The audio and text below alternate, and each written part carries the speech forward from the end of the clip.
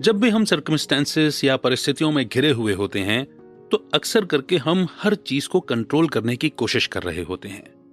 अब बाकी सब तो कंट्रोल में आते नहीं, लेकिन एक चीज जिसे आसानी से कंट्रोल किया जा सकता है, हम उसी की तरफ ध्यान नहीं देते, और वो होता है हमारा माइंड।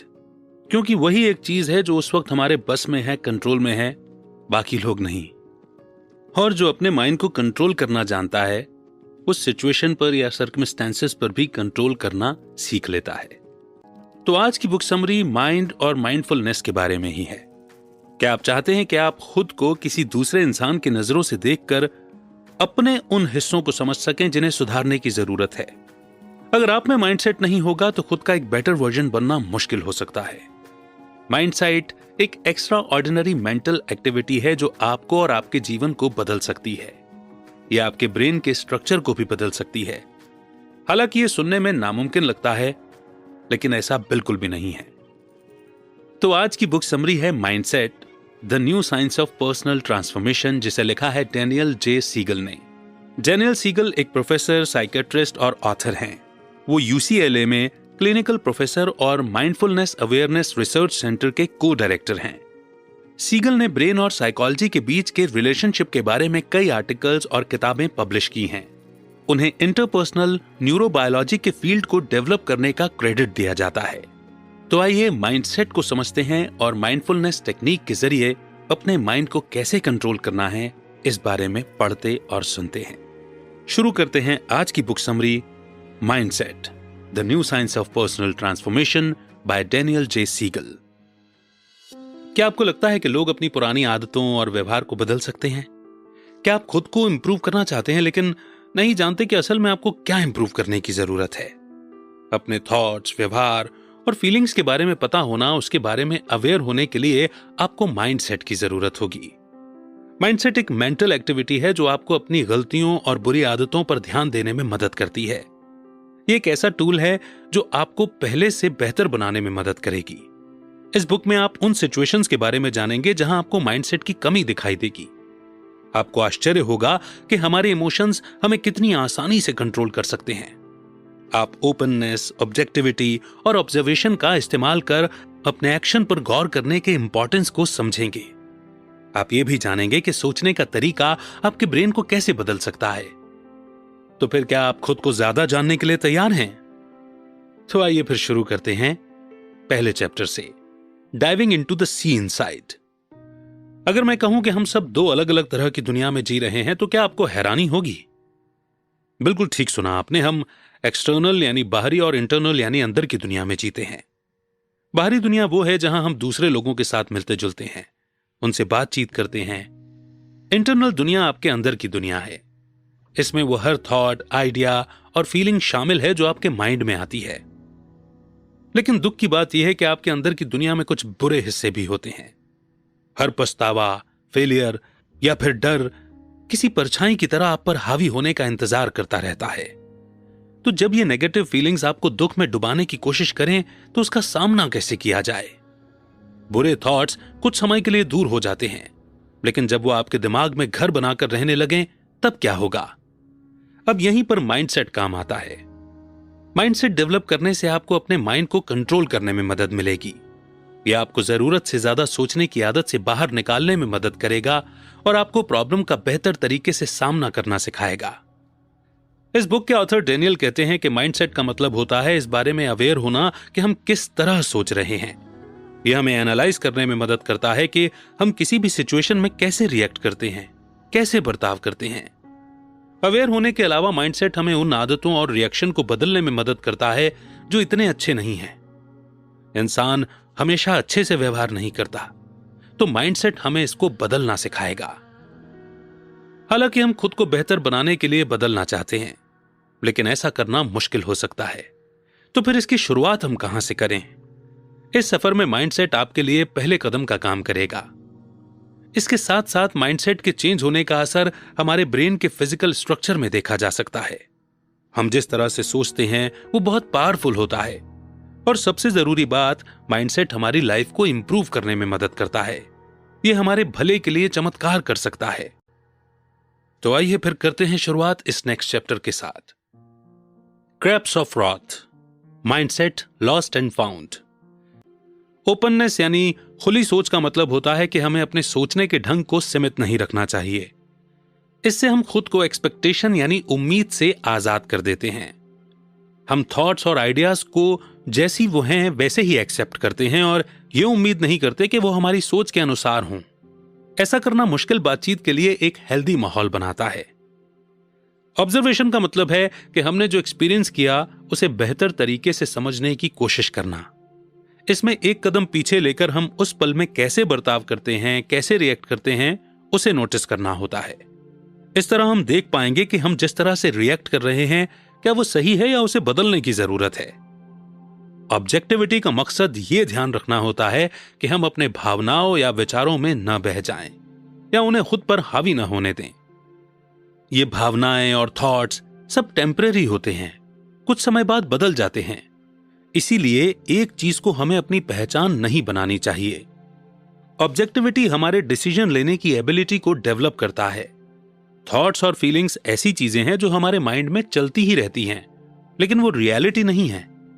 इसीलिए जब हम किसी मुश्किल सिचुएशन से गुजर रहे होते हैं तो हमें सिर्फ अपने थॉट्स और फीलिंग्स के बारे में नहीं सोचना चाहिए। माइंडसेट सोचने पर जोर देता है। इसका मतलब है कि हमें रिफ्लेक्टिव होना चाहिए, रिएक्टिव नहीं।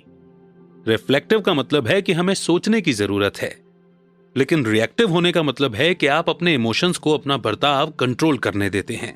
आगे बढ़ते हैं नेक्स्ट चैप्टर की ओर, जो कि है mining the brain, neuroplasticity in a nutshell. Mindset के जरिए हम किसी सिचुएशन में कैसे रिएक्ट और बिहेव करते हैं उसे बदला जा सकता है। यह खासकर तब जरूरी होता है जब हमारे रिएक्शन का दूसरों पर और हम पर नेगेटिव असर होने लगता है। लेकिन क्या आप इस बात पर विश्वास करेंगे कि सिर्फ अपने सोचने के तरीके को बदलकर आप अपने ब्रेन को रीवायर कर सकते हैं? क्योंकि ऐसा सच में होता है। हमारा ब्रेन बहुत ही कमाल का है और बहुत पावरफुल भी है। उसके अंदर करोड़ों न्यूरॉन्स होते हैं जो बॉडी के अलग अलग हिस्सों से इंफॉर्मेशन रिसीव करते हैं। इंफॉर्मेशन मिलने के बाद न्यूरॉन्स ब्रेन को बताते हैं कि क्या करना है और ब्रेन बॉडी के हिस्सों को सिग्नल भेजता है। इसका एक सिंपल एग्जाम्पल है किसी गर्म बर्तन को छूना। गर्म बर्तन को छूने पर न्यूरॉन्स आपके ब्रेन को डांटने लगते हैं कि अरे जल्दी से हाथ हटाओ, और आपका हाथ तुरंत पीछे हो जाता है। जब न्यूरॉन्स दूसरे न्यूरॉन्स से जुड़ते हैं तो सिनेप्टिक कनेक्शन बनता है। न्यूरॉन्स को एक दूसरे के लगातार टच में रहना पड़ता है ताकि आपके साथ जो जो हो रहा है उससे आपकी बॉडी और ब्रेन अपडेटेड रहें। एक्सरसाइज करना एक परफेक्ट एग्जाम्पल है कि आपके ब्रेन में कैसे बदलाव होते हैं। एक्सरसाइज में बैलेंस और कोऑर्डिनेशन दोनों की जरूरत होती है। बॉडी को अच्छे शेप में रखने के लिए कई मसल्स इसमें शामिल हो जाते हैं। ठीक इसी तरह हम ब्रेन को एक्सरसाइज करवाने के लिए माइंडसेट का इस्तेमाल करते हैं। हम मेंटल एक्टिविटी के जरिए कई सिनेप्टिक कनेक्शन को मजबूत कर सकते हैं और नए न्यूरॉन्स के साथ लिंक भी बना सकते हैं। ट्राइपॉड टेक्निक का इस्तेमाल करना शुरुआत में आपको थोड़ा अजीब लगेगा, बिल्कुल एक्सरसाइज की तरह। आप उसे रेगुलरली नहीं कर पाएंगे, लेकिन धीरे धीरे आपको इसकी आदत होने लगेगी। जैसे जैसे आप माइंडसेट को प्रैक्टिस करते जाएंगे, यह आपके पुराने ऑटोमेटिक रिस्पॉन्स को नए रिस्पॉन्स से बदल देगा। इसके बाद आप अपने छोटे से बच्चे पर गंदगी फैलाने के लिए चिल्लाएंगे नहीं, बल्कि कुछ सेकंड लेकर खुद को शांत करेंगे। उसके बाद उसे डांटने की बजाय समझाएंगे कि सामान फैलाना गलत क्यों है। हम जब कुछ एक्सपीरियंस करते हैं तो न्यूरल फायरिंग शुरू हो जाती है। उस काम में जितने भी न्यूरॉन शामिल होते हैं वो अपने आप से एक दूसरे से जुड़ने लगते हैं। किसी एक्टिविटी को रिपीट करने से या अपना ध्यान कहीं फोकस करने से सिनेप्टिक कनेक्शन और भी ज्यादा मजबूत होने लगते हैं। ठीक वैसे ही जैसे आप एक्सरसाइज को रिपीट करते हैं तो आपके मसल्स और भी स्ट्रांग होते जाते हैं। जब आप अपनी बॉडी और माइंड को किसी नई एक्टिविटी के बारे में बताते हैं, जैसे कि माइंडसेट, तो ये नए सिनेप्टिक कनेक्शन बनाने लगता है, क्योंकि ये कनेक्शन पहले आपके ब्रेन में नहीं था। इसे ही न्यूरोप्लास्टिसिटी कहते हैं। न्यूरॉन्स जो कनेक्शन बनाते हैं उसके अनुसार आपका ब्रेन बदलता जाता है। माइंडसेट आपके ब्रेन के स्ट्रक्चर को इंप्रूव कर सकता है। इसी के साथ आगे बढ़ते हैं, समझते हैं a roller coaster mind, strengthening the hub of awareness. अब जब आप जानते हैं कि आपके सोचने का तरीका आपके ब्रेन को बदल सकता है, तो आपको इसका फायदा उठाने का तरीका भी मालूम होना चाहिए। माइंडफुलनेस का मतलब होता है खुद के स्टेट के बारे में अवेयर होना। ये इंसान को अपने प्रेजेंट मोमेंट में यानी वर्तमान में रहने में मदद करता है, क्योंकि बाइपोलर डिसऑर्डर इंसान को एक स्टेट से दूसरे स्टेट में शिफ्ट करती रहती है। तो ये टेक्निक जोनाथन को उसके बदलते हुए इमोशंस की घबराहट से बचाने में मदद करती। जब आप किसी माइंडफुलनेस एक्टिविटी पर फोकस करने लगते हैं तो न्यूरल फायरिंग की शुरुआत हो जाती है। बार बार माइंडफुलनेस एक्टिविटी को करने से वो आपके ब्रेन को एक नया शेप देने लगता है, जैसे घास के मैदान में चलते चलते एक रास्ता बनने लगता है। ठीक उसी तरह आपके ब्रेन में नए न्यूरॉन कनेक्शन और रास्ते बनने लगते हैं। यह आपको एक ऐसा माहौल बनाने में मदद करता है जहां आप कुछ जज नहीं करते, रिएक्ट नहीं करते, बस आपके साथ जो हो रहा है उसे समझने और प्रोसेस करने की कोशिश करते हैं। यह खुद का बेस्ट फ्रेंड बनने जैसा होता है। इस प्रैक्टिस को शुरू करने से पहले डेनियल यह पक्का करना चाहते थे कि जोनाथन न्यूरोप्लास्टिसिटी के लिए सही स्टेट में था या नहीं।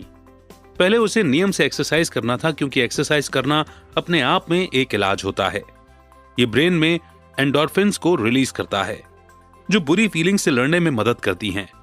दूसरा, जोनाथन को हेल्दी बैलेंस्ड डाइट लेना था। तीसरा, उसे पूरी नींद लेना भी जरूरी था। जोनाथन ये सब करने के लिए तैयार था, क्योंकि उसे अब खुद के लिए डर लगने लगा था। जोनाथन को जो पहली एक्टिविटी बताई गई उसका नाम था इनसाइट मेडिटेशन। इसमें इंसान को अपनी सांस यानी कि ब्रीदिंग पर फोकस करना होता है। सबसे पहले कंफर्टेबल पोजीशन में बैठ जाएं। अब धीरे धीरे अपना ध्यान रूम के अलग अलग हिस्सों पर फोकस करें। इसके साथ ही इमेजिन करें कि अब वो अटेंशन आपके अंदर जा रहा है। जब आप खुद पर अटेंशन देने लगें तो अपनी सांस पर फोकस करना शुरू करें। देखें कि किस तरह आप नाक से सांस अंदर ले रहे हैं और मुंह से छोड़ रहे हैं। अब जैसे जैसे आप ये करेंगे आपको लगने लगेगा कि आपकी फीलिंग्स, चिंता या थॉट्स के कारण आपका ध्यान भटक रहा है। जब ऐसा हो तो वापस अपनी ब्रीदिंग पर अपना ध्यान लगाएं। अब इमेजिन करें कि आपका माइंड एक समुद्र की तरह है। हो सकता है कि ऊपर लहरों और तूफान के कारण हलचल मची हो, लेकिन नीचे गहराई में समुद्र बिल्कुल शांत है। हमारी फीलिंग्स और थॉट्स भी इन लहरों की तरह होती है। अब इमेजिन करें कि आप समुद्र की गहराई में हैं और नीचे से अपने माइंड के ऊपर के हिस्से को देख रहे हैं। उस शांति को महसूस कर खुद से कहें कि इन सब लहरों के बीच भी आप शांत हो सकते हैं, बिल्कुल समुद्र की तरह। इन इमोशंस और चिंता से हम खुद को अलग कर सकते हैं, क्योंकि ये सिर्फ एक्सपीरियंसेस हैं जो हर पल बदलते रहेंगे। जोनाथन ने इस एक्टिविटी को रोज किया। वो हर रोज जर्नल भी लिखता था कि उसने मेडिटेशन के दौरान क्या महसूस किया। कुछ हफ्तों तक एक्सरसाइज करने, सही खाने पीने, अच्छे से सोने और इस एक्टिविटी को करने के बाद जोनाथन को बदलाव महसूस होने लगा। जैसे ही उसे गुस्से की लहर महसूस होती तो वो खुद को शांत करने के लिए इनसाइट मेडिटेशन का इस्तेमाल करता।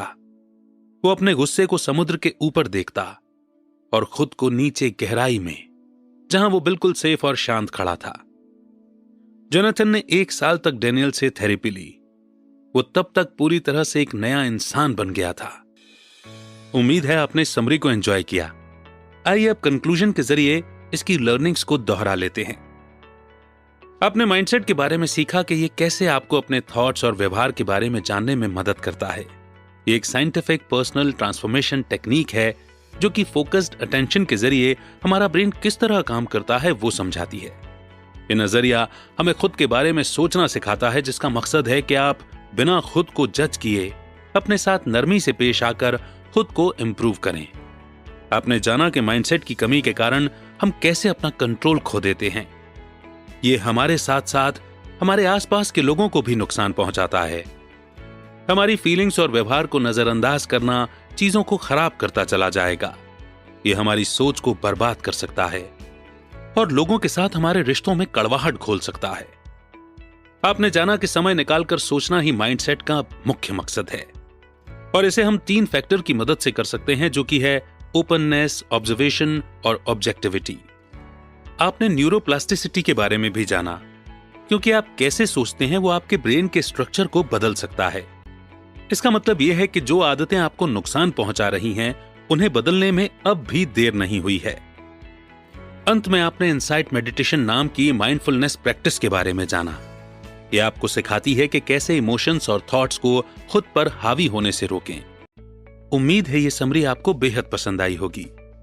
आपकी फीलिंग्स, आपके एक्सपीरियंस, आपके थॉट्स कमेंट सेक्शन में जरूर शेयर करें। बहुत जल्द एक नई बुक समरी के साथ फिर होगी आपसे मुलाकात। तब तक रखिए अपना बेहतर ख्याल। जय हिंद, जय भारत।